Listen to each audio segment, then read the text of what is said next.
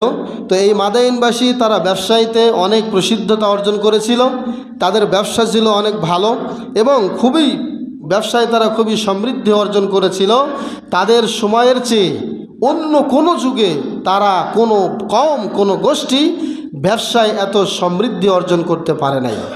তারা অনেক ব্যবসায় আগে এগিয়েছিল। তো আহলে মাদায়ানের যে কয়েকটা বৈশিষ্ট্য ছিল, তন্মধ্যে একটা বৈশিষ্ট্য হলো, আমরা অনেকেই জানি যে ইব্রাহিম আলাইহিস সালাতু ওয়াসসালামের দুইজন বিবি সারা এবং বিবি হাজারা আলাইহিমাস সালাতু ওয়াসসালাম, এছাড়াও কানানে তার একটা স্ত্রী ছিল। কানানে যে স্ত্রী ছিল তার নাম হচ্ছে কান্তুরা আলাইহাস সালাতু ওয়াসসালাম। এই কান্তুরার গর্ভেই একটা সন্তান জন্ম নিয়েছিল।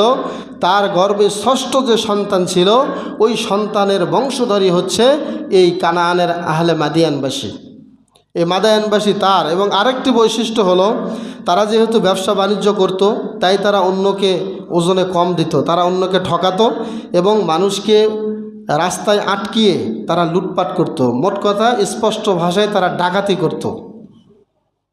তারা অনেক ডাকাতি করত এবং খুনাখুনি করত। তারা মানুষের রক্ত প্রবাহিত করতে একচুল পরিমাণে কুণ্ঠাবোধ করত না। তারা মানুষকে ধরেই অন্যায়ভাবে তাদের সম্পদগুলো তারা ভক্ষণ করত, বলেন নাউজুবিল্লাহ।